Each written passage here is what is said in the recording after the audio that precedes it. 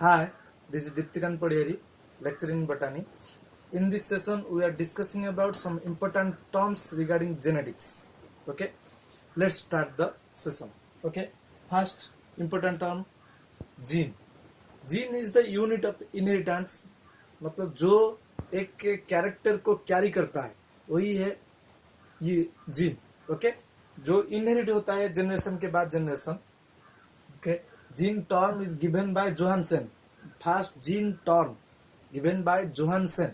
Okay, लेकिन क्या था ना, it was originally called as factors by Mendel. Mendel इसको क्या नाम दिए थे? फैक्टर. समझ में आया? मेंडल इसको नाम दिए थे factor. Then let's comes to allele. Allele is the forms of gene. Allele is the forms of genes. मतलब एक जीन्स जो भी ये या तो डोमिनेंट फॉर्म में रहेगा या तो रिसेसिव फॉर्म में रहेगा. समझ में आ रहा है ना? या तो डोमिनेंट फॉर्म में या तो रिसेसिव फॉर्म में. ओके, डोमिनेंट फॉर्म में रहेगा जब उसको क्या नाम देते हैं, उसको कैसे लिखते हैं हम जनरली? इन कैपिटल लेटर्स लिखते हैं, capital letters. Okay, and recessive में जो रहते हैं उनको लिखते हैं स्मॉल लेटर्स में, स्मॉल अल्फाबेट्स में. ओके ओके, देखो कैरेक्टर है हाइट ऑफ द प्लांट, लेकिन जब डोमिनेंट कैरेक्टर कौन है? टॉल. इसको बिग टी से रिप्रेजेंट किया जाता है. और रिसेसिव कैरेक्टर कौन था? ड्वार्फ. उसको स्मॉल टी से रिप्रेजेंट किया जाता है. समझ में है? देखो वहां पर मल्टीपल एलिजीज का भी एक टर्म आता है. वहां पर देखो मल्टीपल एलिजीज कैसे होते हैं. देखो दो कंडीशंस वहां पर आते हैं, या तो होमोजाइगस या तो हेटेरोजाइगस. उसको डिस्कशन करते हैं. देखो होमोजाइगस, होमोजाइगस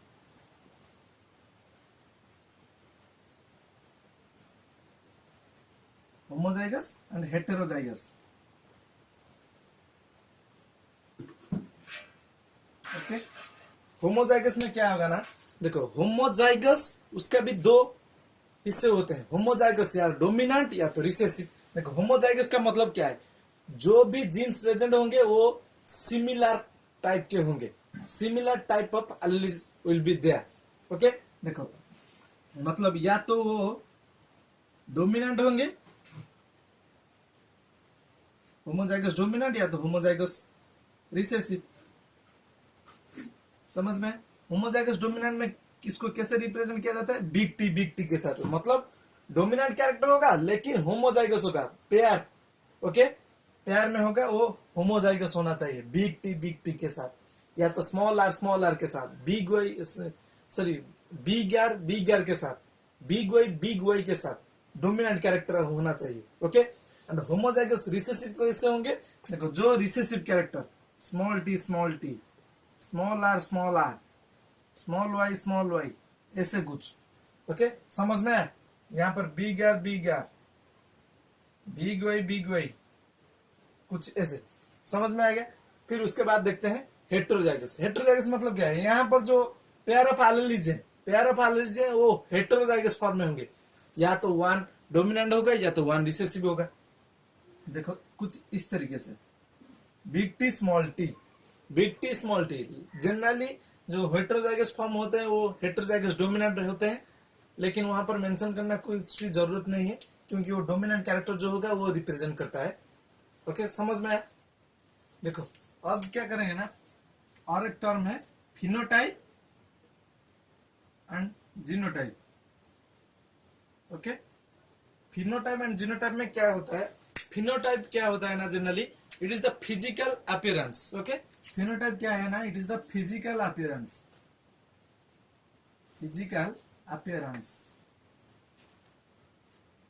एंड जीनोटाइप क्या है ना, it is the genetic makeup. Okay, मतलब किसी को देखकर हम बता सकते हैं वो टॉल है या तो शॉर्ट है, लेकिन उसका जेनेटिक कैरेक्टर को स्टडी करने से वो मिलता है क्या, वो उसका जेनेटिक कैरेक्टर क्या है या जीनोटाइप क्या है. ओके, देखो एक कैरेक्टर को लेते हैं हम. क्या है ना वो कैरेक्टर क्या है? हम कैरेक्टर लेते हैं हाइट. ओके, हाइट में देखो वहां पर टॉल था एंड ड्वार्फ था. ओके, टॉल को कैसे रिप्रेजेंट कर रहे थे हम? बिग टी के साथ, एंड बार को कैसे, स्मॉल टी के साथ। देखो इसको, ये हो गया इसका फिजिकल कैरेक्टर, ओके, ये हो गया उसका फिजिकल कैरेक्टर। नहीं तो और एक भी हो सकता है, बिग टी स्मॉल टी, ये भी होता है टॉल। लेकिन इसको जब हम जेनेटिक जीनोटाइप में रिप्रेजेंट करते हैं, उसको कैसे लिखते हैं ना, देखो ये हो गया दिस वाला, okay, this is the homozygous dominant, homozygous dominant, and this is heterozygous dominant.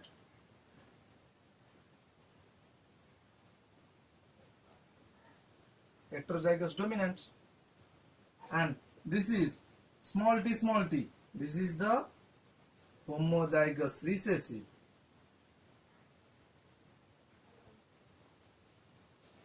Okay, समझ में आया? मतलब ऐसे कुछ रिप्रेजेंट करेंगे तो वो हो गया फिनोटाइप, एंड कुछ ऐसे रिप्रेजेंट करेंगे तो वो हो गया जीनोटाइप कैरेक्टर। समझ में आया? उसके बाद हम डिस्कशन करेंगे cross. What is cross? Cross is the breeding,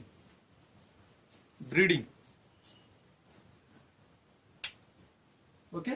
cross क्या होता है ना, ब्रीडिंग। उसको क्या नाम देते हैं? ब्रीडिंग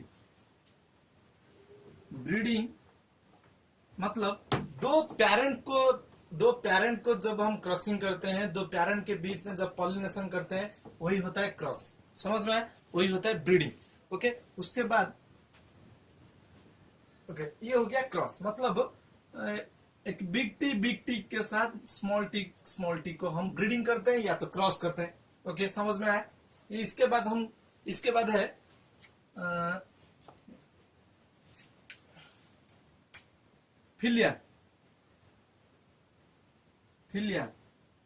फिलियल क्या है ना, it is the next generation. Okay, filial क्या है ना, नेक्स्ट जनरेशन। उसको रिप्रेजेंट कैसे करते हैं? बिग एफ के साथ, represented by big F. Okay, मतलब या तो फास्ट फिलियल जनरेशन, मतलब कुछ इस तरीके से रिप्रेजेंट किया जाता है, F1 F2। मतलब यहां पर नंबर रिप्रेजेंट कर रहे हैं किसको? टाइप ऑफ जनरेशन को, नंबर टाइप ऑफ जनरेशन। देखो नेक्स्ट जनरेशन क्या होता है, देखो ये हो गया, हम क्रॉस किए थे, यहां से जो मिला ये हो गया बिग टी स्मॉल टी मिला था हमको, ये हो गया fast filial generation, F1 generation. Okay, यहां पर इसके क्रॉस करने से फिर जो भी आएगा उसको हम बोलेंगे F2 जनरेशन। समझ में? ये हो गया फिलियल। उसके बाद है Punnett square. Punnett square actual क्या है ना, Punnett square. Okay, Punnett square क्या है? एक स्क्वायर है जो डिस्कवर्ड हुआ था, जो पहले दिए थे पुनेट, साइंटिस्ट पुनेट, उनके नाम से ही रिप्रेजेंट किया जाता है इसको। कुछ इस तरीके से वो दिखता है। जब दो पेरेंट को हम क्रॉस करते हैं, ओके, देखो यहां से किसी को भी तुम मेल प्लांट ले सकते हो, किसी को भी फीमेल प्लांट ले सकते हो। ओके, मैं बिग टी के साथ मेल प्लांट के साथ चलूंगा। Okay, big T and small T को फीमेल प्लांट मानता हूं। ओके, यहां पर जो क्रॉसिंग होगा, जो प्रोबेबिलिटी होगा, इन क्रॉसिंग के बीच में जो प्रोबेबिलिटी होगा वो यहां पर होंगे। यही इसी टाइप का रिप्रेजेंटेशन को बोलते हैं, पुनेट स्क्वायर में रिप्रेजेंटेशन करते हैं। ओके, या तो चेकर्स बोर्ड में रिप्रेजेंट करते हैं, इसको भी और एक नाम दिया जाता है चेकर्स बोर्ड। ओके, समझ में आया? यहाँ पर जो प्रोबेबिलिटी आता है जनरली वही होता है, जो भी जिस बोर्ड में हम, जिस स्क्वायर में हम रिप्रेजेंट करते हैं उसको नाम दिया जाता है पुनेट स्क्वायर, और इसको और भी एक नाम देते हैं checkers board.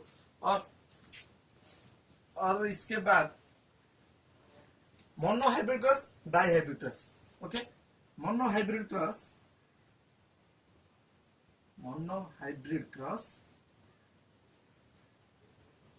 Dihybrid cross. Okay, mono hybrid cross क्या है ना, एक्चुअली जहां पर हम एक ही कैरेक्टर को चेक करते हैं generally. Okay, when crossing takes place for the checking of only one character. Okay, when cross takes place, when cross takes place for the checking of only one character. Okay, समझ लेना, only one character. यहीं पर when cross takes place when two character, यहाँ पर to character लिया जाता है generally.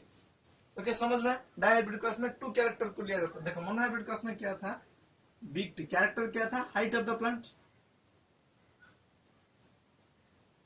Okay, big T with small T मतलब प्योर टॉल के साथ प्योर ड्वार्फ को क्रॉस किया हुआ था. लेकिन डायहाइब्रिड क्रॉस में क्या हुआ था, टू कैरेक्टर्स, यहां पर ओनली वन कैरेक्टर. ओके, यहां पर टू कैरेक्टर क्या क्या था, shape of seed and colour of seed. Shape of seed क्या था, राउंड रिंकल्ड. यहां पर कलर ऑफ सीड क्या था, येलो ग्रीन.